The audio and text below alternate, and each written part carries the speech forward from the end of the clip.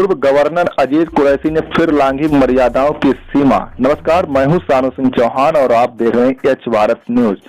पूर्व गवर्नर अजीज कुरैशी ने रामपुर पहुंचकर सपा सांसद आजम खान की पत्नी से उनके आवास पर मुलाकात की, जहां पर उन्होंने मीडिया के सवालों को जवाब देते हुए पीएम मोदी और सीएम योगी को नादिर शाह और महमूद गजनवी से भी क्रूर बता डाला। वह यही नहीं रुके, उन्होंने कई और मामलों पर भी दोनों को अपने निशाने पर लिया है। आइए दिखाते हैं क्या है पूरा मामला। उत्तर प्रदेश के पूर्व गवर्नर अजीज कुरैशी ने रामपुर पहुंचकर सपा सांसद आजम खान की पत्नी से उनके आवास पर मुलाकात की और इस बीच उन्होंने प्रधानमंत्री नरेंद्र मोदी के साथ ही मुख्यमंत्री योगी आदित्यनाथ के ऊपर भी शब्दों के तीर छोड़े हैं। पूर्व गवर्नर लगभग 1 घंटा तक आजम खान के आवास पर मौजूद रहे और उनका हालचाल भी जाना। पूर्व गवर्नर अजीज कुरैशी ने कहा, जो जुल्म उन पर हो रहा है तारीख में मिसाल नहीं मिलती। दरिंदे, इंसान के दुश्मन, शैतान और जाबिर, कज्जाक, डाकू, लुटेरे, हमलावर। मैंने तो पहले भी एक कहा था ना आपसे, हमलावरों को देखिए जैसे नादिर शाह या मोहम्मद गजनवी हो।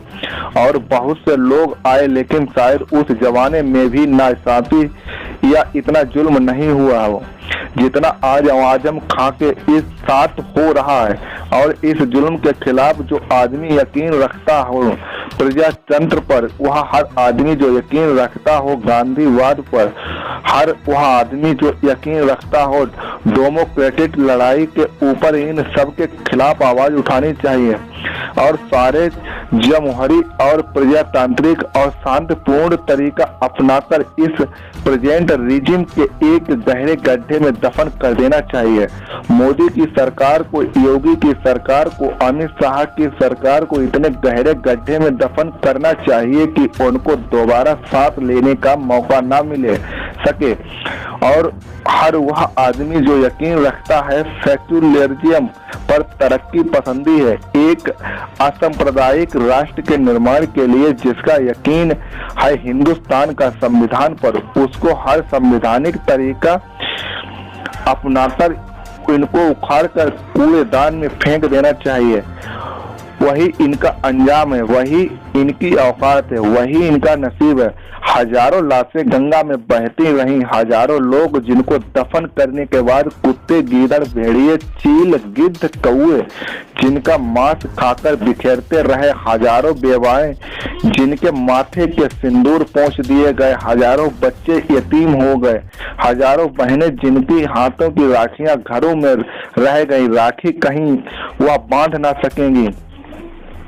उनकी रूहें इंतकाम की मांग कर रही हैं। इंतकाम ऐसा लो कि इनकी लाश को, इनके पूरे वजूद को, इनकी तो राजनीति की लाश है, उनको इतनी लंबी चिता में जलाओ कि इनको दोबारा सांस लेने का मौका ना मिल सके। मैं शासन की बात कर रहा हूँ, आपसे जो शासन चल रहा है मैं उसकी बात कर रहा हूँ।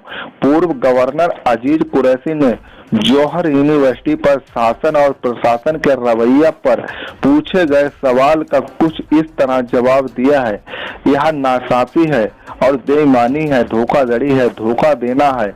आवाम को जो कैबिनेट में प्रस्ताव पास कर दिया हो उसका अधिकार ही नहीं किसी को कुछ करने का। उसके अलावा कोई कोर्ट नहीं गया, हाई कोर्ट नहीं गया, सुप्रीम कोर्ट नहीं गया, तो उसको रीओपन करने का क्या मतलब? कैबिनेट का हर मंत्री शामिल होता है उस फैसले के अंदर।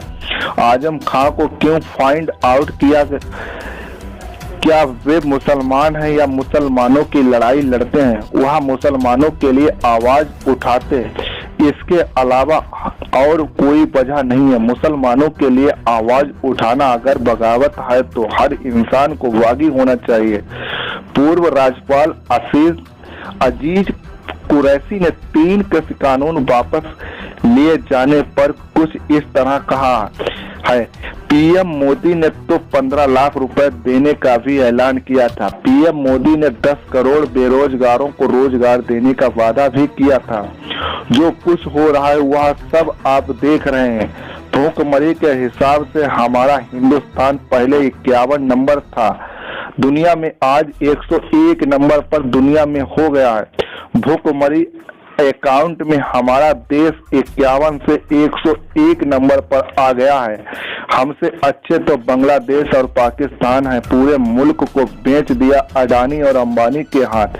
प्लेटफार्म बेच दिया, रेलवे स्टेशन बेच दिया, एयरपोर्ट बेच दिए, इंडस्ट्री बेच दी। इनका हिसाब तारीख लेगी और आने वाले नस्लें लेंगे। पूरे मुल्क में गरीब गरीब होते जा रहे हैं और अमीर अमीर होते जा रहे हैं। अजीज कुरैशी ने कहा कि एक बहुत ही सीनियर पत्रकार है। उन्होंने कहा कि एक अनस्किल्ड लेवल 10,000 साल में जितनी मजदूरी कमाएगा वह अंबानी की 1 मिनट की इनकम है। अजीज कुरैशी ने कहा, आप कृषि कानून वापसी की बात कर रहे हैं, लेकिन जो 700 किसान शहीद हुए हैं उन पर योगी सरकार, मोदी सरकार और RSS और बीजेपी एक आदमी उनके घर पर पूछने नहीं गया। जो 700 लोग शहीद हुए हैं उनके ख्वाब, उनकी तमन्नाएं, उनकी आरजुएं, उनका परिवार, उनकी बेवाएं और उनके बच्चे, उसकी एक एक बूंद का हिसाब देना पड़ेगा। Bureau report. आजम खान की पत्नी से आपने मुलाकात की है जी। किस तरह से मुलाकात रही, वो क्या किन बातों पर चर्चा हुई? जो जुल्म उन पे हो रहा है, तारीख में मिसाल नहीं मिलती उसकी। जी सर। दरिंदे, इंसान के दुश्मन, शैतान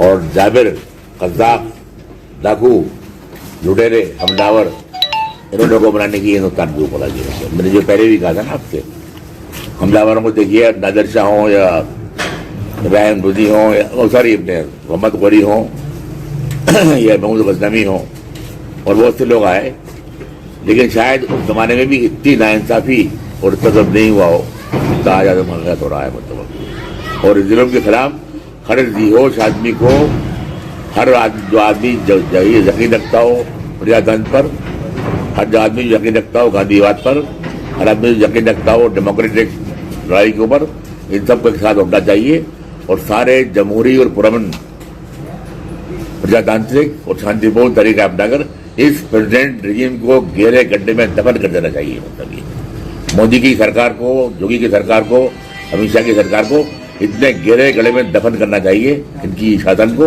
दोबारा सांस लेने का मौका नहीं मिल सके। और हर आदमी, हर वो आदमी जो यकीन रखता है सेक्युलरिज्म पर, तरक्की पसंदी पर, एक सांप्रदायिक राष्ट्र के निर्माण के लिए जिसका यकीन है हिंदुस्तान के संविधान के ऊपर, उसको हर संवैधानिक तरीका अपनाकर इनको उखाड़ के तारीख के कूड़ेदान में फेंक देना चाहिए। मतलब देखिए, जो buried in the dustbin of history, वही इनके अंजाम है, वही इनकी औकात है और वही इनका नसीब है। मतलब हजारों लाशें जो गंगा में बची रही, हजारों लोग जिनको दफन करने के बाद उखाड़ दिया गया, जो कुत्ते और गिदड़ और भेड़िए, चील, गिद्ध और कौवे जिनका मांस खा के बिगड़ते रहे, हजारों वो बेवाएं जिनकी मांगों के सिंदूर पहुंच दिए गए, हजारों बच्चे यतीम हो गए, हजारों बहनें जिनकी हाथों की राखियां बनी रह गई, हाथों में रह गई, राखी की बांध नहीं सकेंगी वो, हजारों माएँ जिनकी खुदा खाली हो गई, उनकी रूहें इंतकाम की मांग कर रही हैं। वो इंतकाम ऐसा लो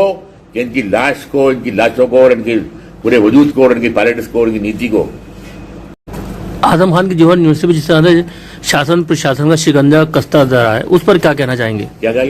आजम खान की जौहर यूनिवर्सिटी ड्रीम प्रोजेक्ट है, उस पर जिस तरह से कार्रवाई हो रही है, उस पर क्या कहना चाहेंगे? इंतहाई नाइंसाफी है, बेईमानी है, धोखाधड़ी है, धोखा देना है आवाम को। कैबिनेट ने जो कैबिनेट ने प्रस्ताव पास कर दिया हो, उस पर अधिकार नहीं किसी कुछ करने का। मतलब जो कैबिनेट ने उत्तर प्रदेश की पास कर दिया यूनानिमस, उसके खिलाफ कोई कोर्ट नहीं गया, हाई कोर्ट नहीं गया, सुप्रीम कोर्ट नहीं गया, उसको रिव्यू करने की क्या मतलब? और कैबिनेट जो एक कैबिनेट जो करती है, there is joint responsibility. Cabinet का हर मंत्री शामिल होता है उस फैसले के अंदर।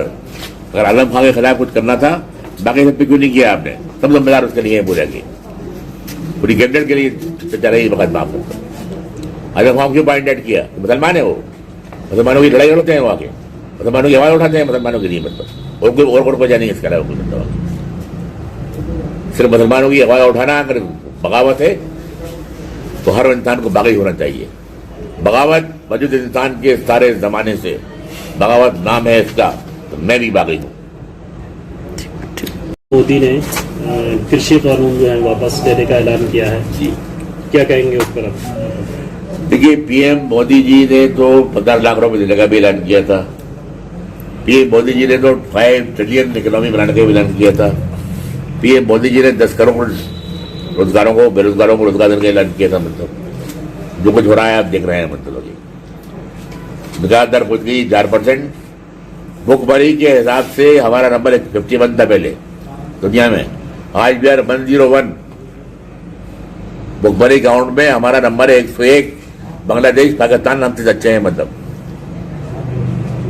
51 से हम आगे 101 पे आ गए। मतलब आगे और पूरा मुल्क को भेज दिया अडानी और अडवाणी के हाथों में, अंबानी और अडानी के हाथों में। आगे प्लेटफॉर्म भेज दिए, रेलवे स्टेशन भेज दिए, एयरपोर्ट भेज दिए, इंडस्ट्रीज भेज दी। सारा कुछ जो पंडित दरों के ख्वाब थे, तो पंडित दरों ने खून का पसीना बनाकर इस मुल्क के लिए हाईवे प्लान की तस्वीर लेके आए थे, उनको बर्बाद कर दिया, नीलाम कर दिया, तबाह कर दिया उन्होंने। इसके बाद तारीख लेगी इनसे और आने वाली नस्लें लेंगी। पूरे मुल्क में गरीब गरीब हो रहे हैं, अमीर अमीर होते जा रहे हैं। अभी एनके सिंह बड़े मशहूर पत्रकार है आपके साहब हैं, उन्होंने अभी टीवी में बोल रहे थे वो कि एक अनस्किल्ड लेबर 10,000 साल में जितनी मजदूरी कमाएगा वो अंबानी की 1 मिनट की इनकम है। एक 10 स्किल्ड लेबर वो आएगा। और आप किसानों की बात कर रहे हैं कि आपने जो किसान बिल वापस ले लिए, तो 700 किसान जो मारे गए, शहीद हुए जो अभी, जिन पर कोई मोदी सरकार, योगी सरकार, आरएसएस, बीजेपी का आदमी पूछने नहीं गया। उनको जो पूछने गए तो उन्होंने कैश कर दिया, उनको अपनी मोटरों में नीचे दिया। वो 700 लोग शहीद हुए हैं। उनके ख्वाब, उनकी तमन्नाएं, उनकी आरज़ुएं, उनका परिवार, उनकी बेवाएं, उनकी यतीम बच्चे, उनकी बाहों के पूछे हुए सिंदूर, उजड़े हुए सुहाग, टूटी हुई चूड़ियां, हाथों में इंतजार करती हुई बहनों की राखियां जो कभी नहीं बन पाएंगी, उसकी एक एक बूंद का हिसाब देना पड़ेगा। जय पहले उसकी, उस सारे खून की एक एक बूंद का हिसाब दें मोदी जी।